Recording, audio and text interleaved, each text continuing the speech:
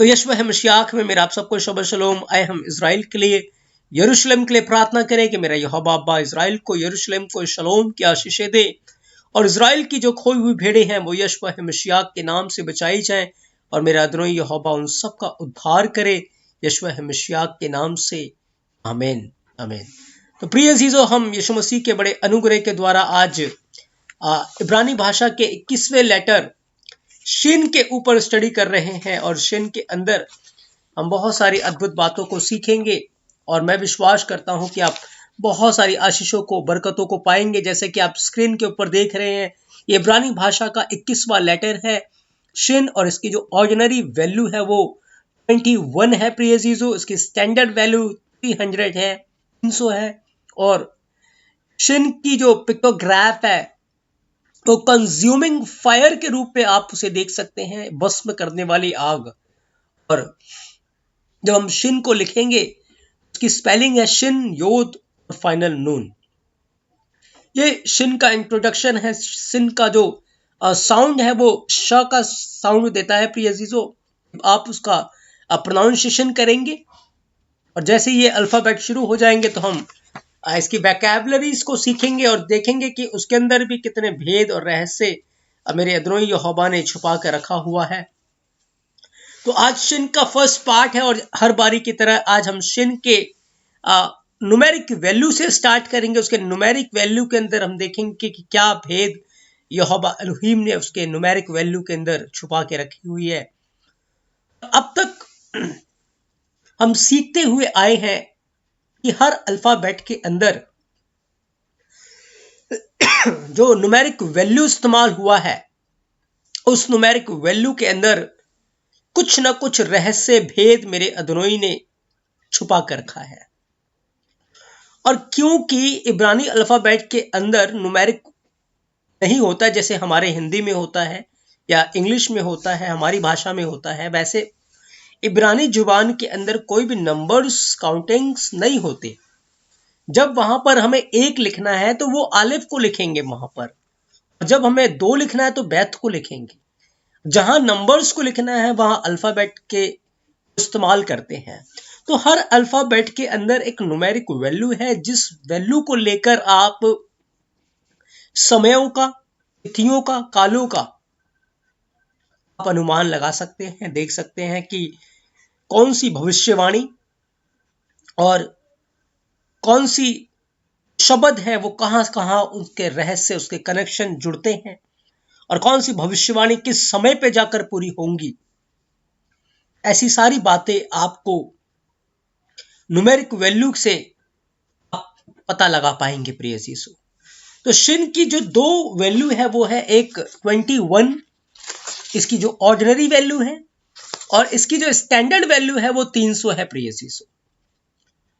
21 और 300 बाइबल के अंदर जो 21 है उसको 21 के रूप में नहीं लेते, लेकिन 21 को जब आप लिखते हैं या 21 को जब देखते हैं तो वहां पर आपको 777 मिलेगा।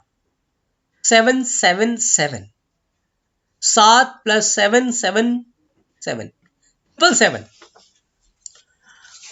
आप सब जानते हैं कि अंत के दिनों में एक मसीह विरोधी की छाप आएगी और वो जो छाप है वो 666 है, 666 है, जो कि अनाज्ञाकार लोगों के ऊपर होगी।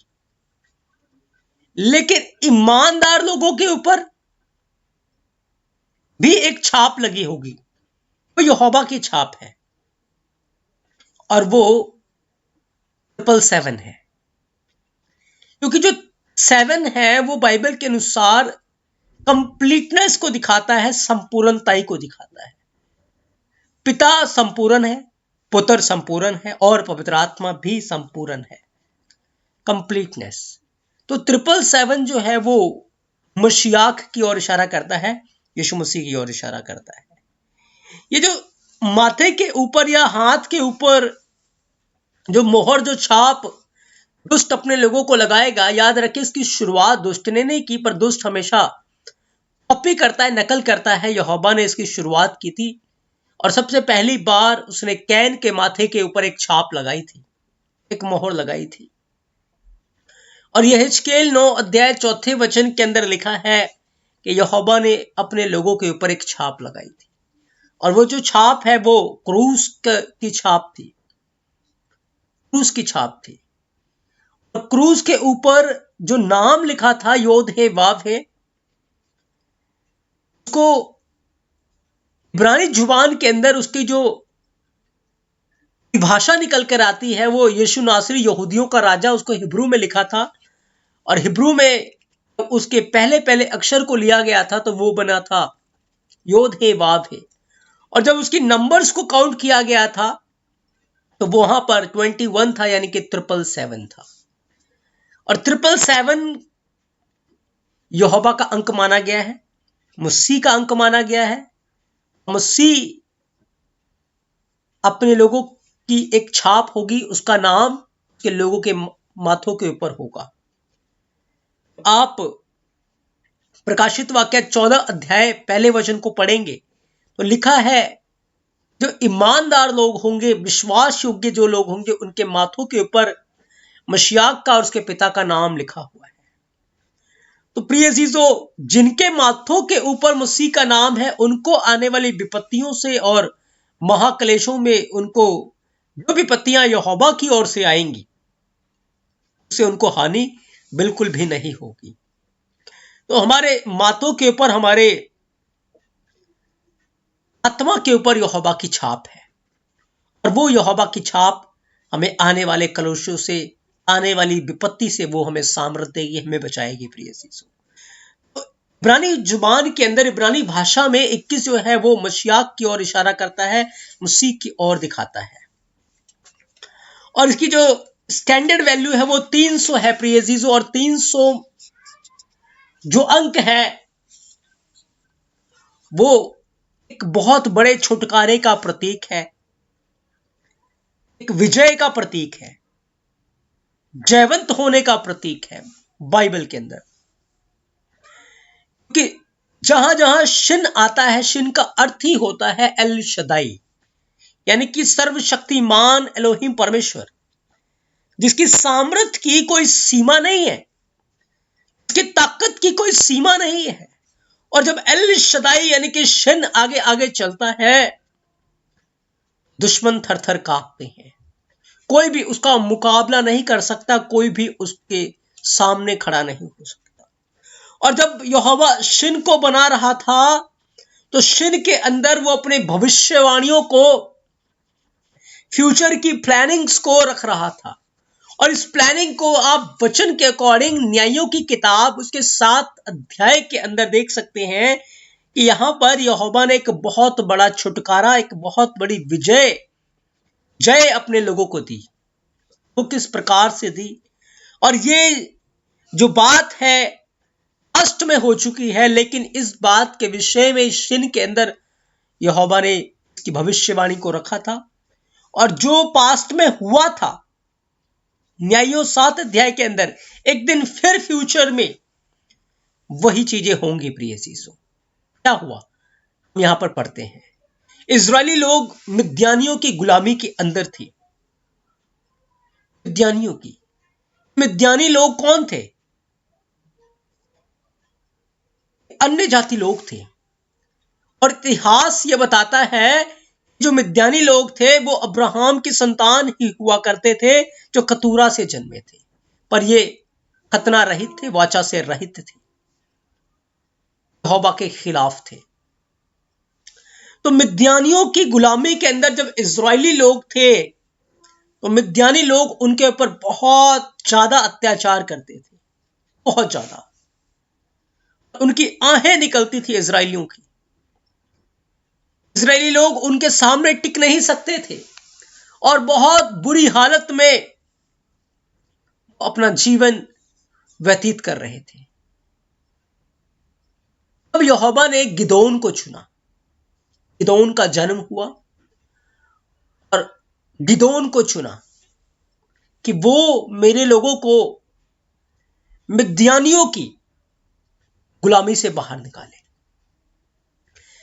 यहां पर गिदोन को चुना गया, और गिदोन को यहोवा ने कहा कि मैं तुझे मिद्यानियों के ऊपर फतेह दूंगा, बाइबल इस बात को बयान करते हैं कि मिद्यानियों की जो गिनती है वो रेत के इनको के समान थी, रेत के समान थी।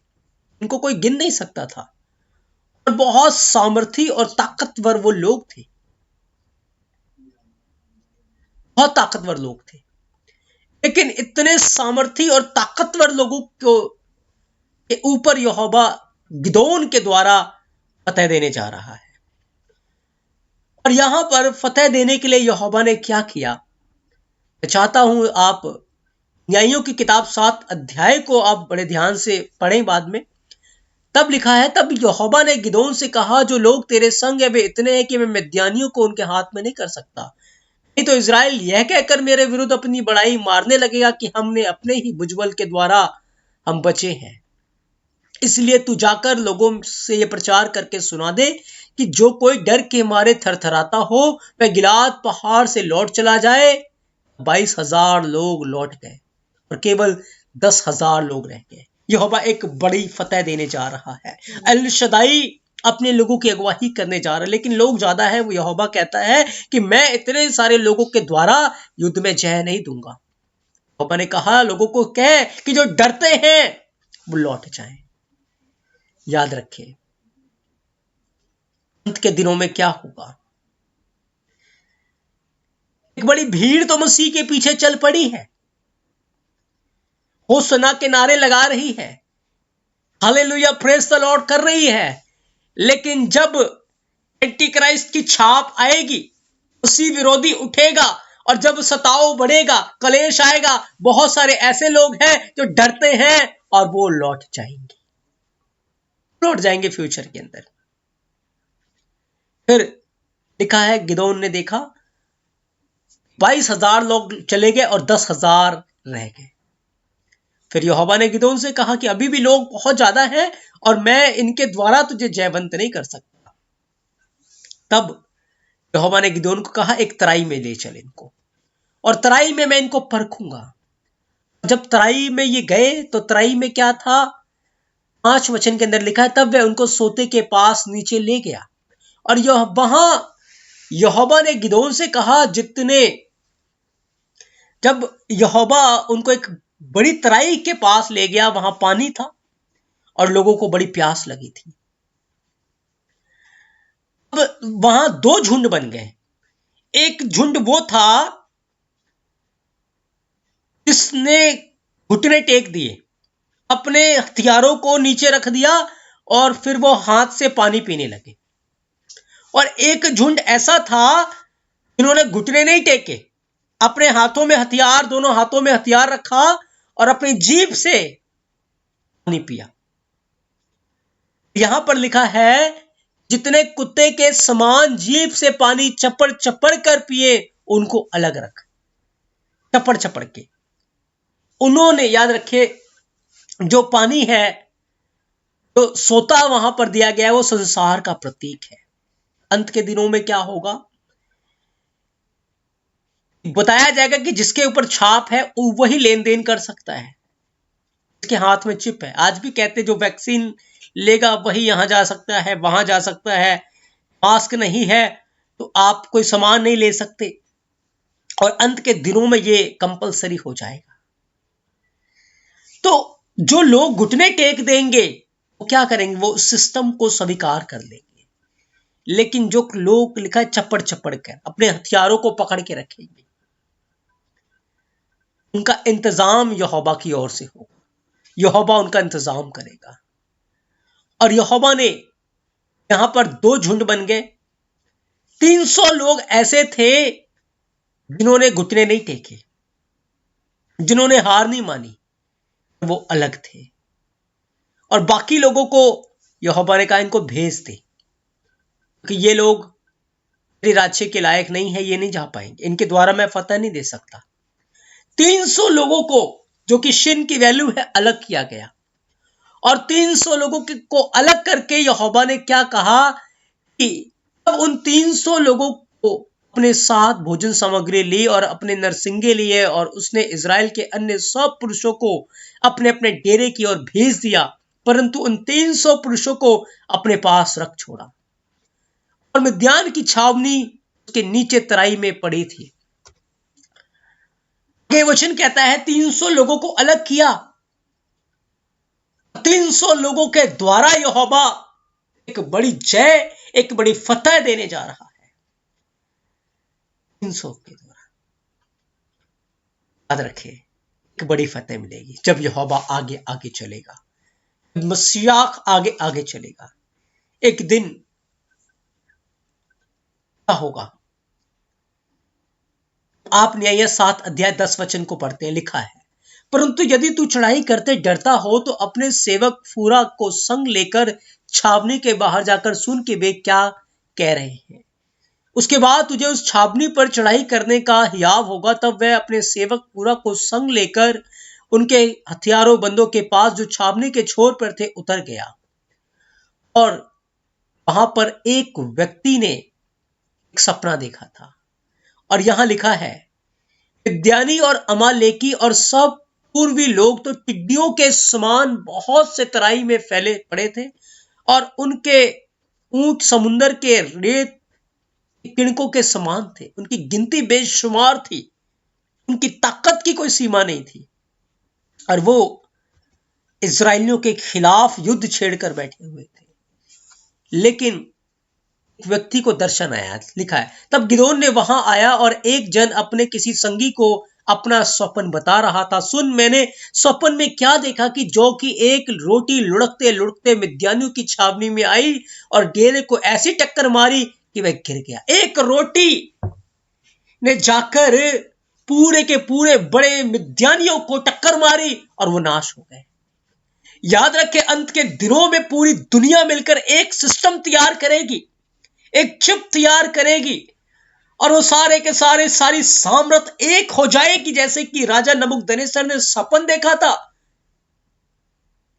लेकिन याद रखें, जैसे यहां एक रोटी लुढ़क कर आई है, एक पत्थर लुढ़क कर आएगा, और वो पत्थर उस सिस्टम से जाकर टकराएगा, उस मूर्ति से टकराएगा, और मूर्ति का फिर पता भी नहीं लगेगा। वो चूर चूर हो जाएगी, वो नाश हो जाएगी, और शैतान का राज्य हमेशा हमेशा के लिए प्रिय अजीजों खत्म हो जाएगा। यहां पर यहोवा 300 लोगों के द्वारा एक बड़े कार्य को करने जा रहा है। याद रखें, अंत के दिनों में यहोवा कलीसिया के द्वारा एक बड़े काम को करने जा रहा है। वो कलीसिया के द्वारा इस पूरी शैतानी सिस्टम को हिलाकर नाश कर देगा, नाश कर देगा। क्या हुआ? 300 लोगों को लिया गया, और न्यायों की किताब 7 अध्याय 16 से 19 वचन में क्या लिखा है कि उसने उन 300 पुरुषों के झुंड अलग किए, और एक एक पुरुष के हाथ में एक नरसिंगा दिया। याद रखें, एक नरसिंगा दिया गया, और एक खाली घड़ा दिया गया, और घड़ों के भीतर एक मशाल थी। फिर उसने कहा, जो मुझे करते हुए देखो वैसे करो। 300 लोगों को अलग किया गया, 300 मशालें दी गई, 300 घड़े दिए गए, और 300 मशालें दी गई, 300 नरसिंगे दिए गए। 300 300 300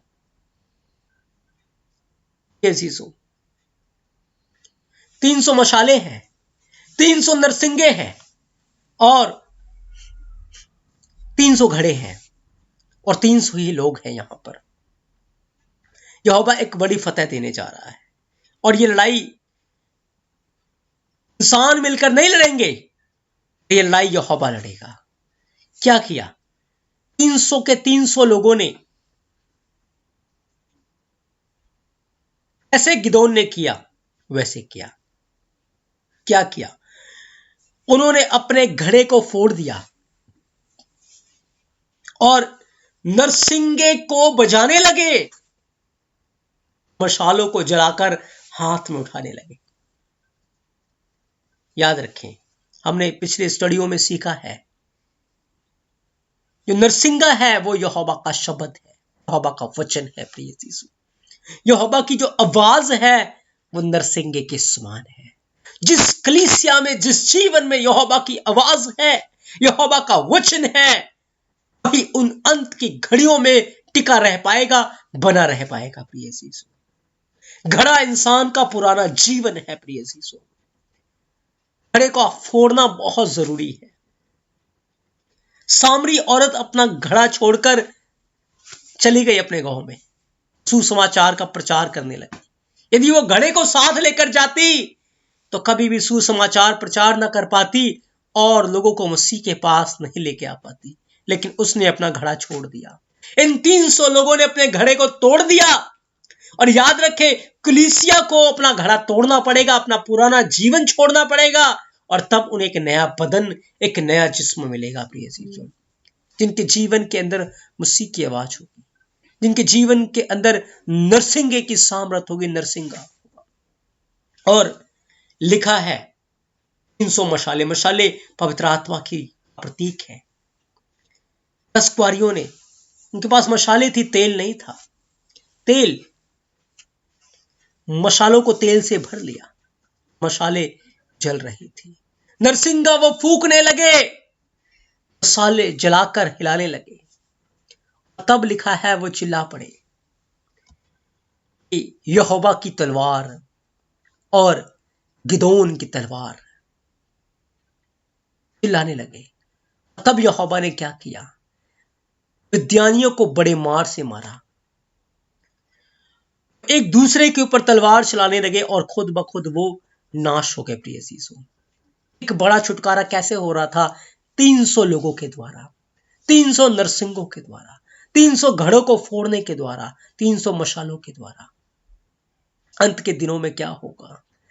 कलीसिया जिन्होंने घड़े को तोड़ दिया है, नरसिंगे को ले लिया है, नरसिंगे को बजा रहे, नरसिंगे के शब्द को सुनेंगी, वो बदल जाएंगी, अपने पुराने बदन को छोड़ देंगी, पुराने जिस्म को छोड़कर एक महिमा में शरीर उनको दे दिया जाएगा, महिमा में वस्त्र उनको दे दिया जाएगा, और वो बादलों के ऊपर उठा ली जाएगी। जिनके पास नरसिंगा होगा, जिनके पास नरसिंगा यानी कि यहोवा का वचन होगा, मशाले यानी कि रूह कदोश की सामर्थ होगी, रूह कदोश का छाप होगा, पवित्र आत्मा का छाप होगा, वो उठा लिए जाएंगे। और उस कलीसिया के द्वारा यीशु मसीह, जैसे इस समय मिद्यानियों के ऊपर फतेह पाई जा रही, मिद्यानियों के ऊपर जय पाई जा रही है, अपनी जयवंत कलीसिया के साथ यीशु मसीह आएंगे। प्रकाशित वाक्य 19 अध्याय 11 वचन के अनुसार वो आएगा और उसके मुंह से एक 2-धारी तलवार निकलेगी, और उस 2-धारी तलवार से, जैसे वहां पर गिदोन की रोटी ने जाकर मिद्यानियों से टकराई और मिद्यानी जो है उल्ट पुल्ट हो गए, नाश हो गए, उसी प्रकार से यशवा है मसीह जो कि यहोवा का जीवत वचन है, उसके मुंह से 2-धारी तलवार निकलेगी, और स्वर्ग की सेना यानी कि कलीसिया, यहोवा के लोग उसके पीछे होंगे, कि लिखा है वो पवित्र लोगों के साथ आएगा और जलपाई के पेड़ के जैतून के पर्वत के ऊपर पांव रखेगा, और उन लोगों को बड़ी मार से मारेगा कि मांस खड़े खड़े सड़ जाएंगे। यहोवा आएगा, उसके मुंह से तेज 2-धारी तलवार निकलेगी। लेकिन यह बड़ा काम कैसे करेगा? 300 लोगों के द्वारा। लिखा है एक बड़ा छुटकारा दिया गया। शिन एल शदाई है। एल शदाई का अर्थ होता है सर्वशक्तिमान। अब्राहम को कहा गया, अब्राहम मेरी उपस्थिति में चल और सिद्ध होता जा। जो कलीसिया यीशु मसीह की उपस्थिति में चलेगी, सिद्ध होती जाएगी, और वो यहोवा में जयवंत होगी, वो उठा ली जाएगी। प्रिय यीशु, वो अनंत जीवन का मुकुट पाएगी, और वो यीशु मसीह के साथ राज्य करेगी। तो ये बड़ा कार्य हम चिन्ह में होता हुआ देखते हैं 300 लोगों के द्वारा। ये उसकी न्यूमेरिक वैल्यू का भेद है, जो पास्ट में हुआ था, एक दिन फ्यूचर में वो सारी बातें फिर से रिपीट होंगी। प्रिय यीशु, अब हम शिन के अल्फाबेट के ऊपर सीखेंगे कि उसके अल्फाबेट के अंदर क्या रहस्य, क्या भेद छुपा हुआ है। प्रिय यीशु, जैसे कि आप स्क्रीन के ऊपर देख रहे हैं कि शिन को जब हम बनाएंगे तो इसके अंदर 4 योद हमें मिलेंगे, और 3 बाब है शिन के अंदर। यहां आप देख सकते हैं 1 बाब, 2 बाब, 3 बाब, 1 योद, 2 योद, 3 योद, और ये 4 योद। 4 योद है इसके अंदर। और 3 वाव की वैल्यू 18 है और 4 योद की वैल्यू 40 है। जब आप इन दोनों को प्लस करेंगे तो 58 आ जाएगा। और इब्रानी भाषा में 58 जो है वो खीन का कोड है, अनुग्रह का कोड है। और शिन की वैल्यू हम जानते हैं 300 है। 300 और इस 58 को आप जोड़ेंगे तो 358 बन जाएगा, यानी कि शिन जो है अपने आप में 358 है। अब शिन के अंदर हमें 358 मिलता है और 358 जो है उसका जो कोड है वो है मशियाक का कोड है। मेम, शिन, योद और खैत, मशियाक। और जब इसकी वैल्यू को हम निकालेंगे हमें 358 मिलेगा, 358 मिलेगा। यानी कि शिन जो है, जो इसका अल्फाबेट है, इसके अंदर जो अंक है, वैल्यूज हैं, वो हमें मशियाक के पास लेकर जाएंगे। प्रिय अजीजों, मसीह यीशु के पास ले जाएंगे। और मशियाक यशुआ एक दिन इस दुनिया में आएगा और दुनिया उसके जल जलाहट की आग से भस्म हो जाएगी, क्योंकि बाइबल के अंदर लिखा है कि पूरी दुनिया उसके जल जलाहट की आग से, भस्म करने वाली आग के द्वारा नाश हो जाएगी। जब आप 2 पत्रस 3 अध्याय को पढ़ेंगे, वहां पर पत्रस इन बातों के विषय में बताता है कि आने वाला संसार, अब ये जो युग है वो आग के द्वारा नाश होगा। एक बार शिन की सामर्थ में जैसे यहोवा ने उस समय विद्यानियों को नाश किया था, उसी प्रकार से इस पूरी दुनिया के अंदर जो पाप में राज्य होगा, पाप में दुनिया होगी, उस पाप में संसार को भस्म करने वाली आग की सामर्थ में नाश करेगा और उसके लोग के साथ होंगे। छुटकारा पाए हुए लोग अपने लोगों के द्वारा एक बड़े फतेह को, एक बड़े जय को देगा। प्रिय यीशु, तो शिन की के अंदर का रहस्य भेद है जो कि पास्ट में हो चुका है और फ्यूचर में एक बार फिर से हम इसे होता हुआ देखेंगे, जब मसीहा इस पूरी दुनिया को ऊपर अपने लोगों को राज्य देगा और जयवंत करेगा। और आज जैसे मिद्यानियों ने इजराइलियों की फसलों को खाया, इजराइलियों को सताया, उनके साथ अत्याचार किए, और आज कलीसिया को संसार सताता है, अत्याचार करता है, उनकी चीजों को खा रहा है, लेकिन यहोवा सारी चीजों के ऊपर अपनी कलीसिया को जयवंत करेगा। प्रिय यीशु, और उसकी कलीसिया को हमेशा हमेशा की प्रभुता दी जाएगी, राज्य दिया जाएगा, और उसके राज्य में उसकी कलीसिया उसकी महिमा करेगी। प्रिय यीशु, पुराना आकाश पुराने पृथ्वी चली जाएगी, एक नया आकाश एक नई पृथ्वी होगी, और उस पृथ्वी और आकाश के ऊपर राज्य होगा कलीसिया का, मसीह का और मसीह के लोगों का होगा। प्रिय यीशु, ये बातें हम शिन में होता हुआ फ्यूचर में देखेंगे।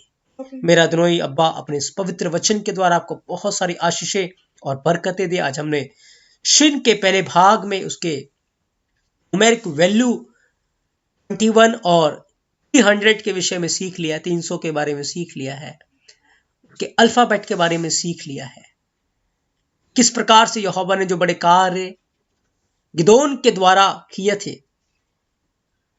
गिदोन यीशु मसीह की तस्वीर है और यहोवा एक दिन वो सारे कार्य मशियाक के द्वारा करेगा। इस प्रकार से गिदोन की रोटी ने विद्यानियों को चकनाचूर कर दिया था, उसी प्रकार से यीशु मसीह जो कोने के सिरे का पत्थर है, इस पृथ्वी के नींव का पत्थर है, सारे सिस्टम को और सारे एंटी क्राइस्ट के राज्य को तहस नहस कर देगा, का पता भी नहीं चलेगा। मेरा अदनोई अब्बा अपने इस पवित्र वचन के द्वारा आपको बहुत सारी आशीषें और बरकतें दे। आप सबको शबह शलोम, आमीन।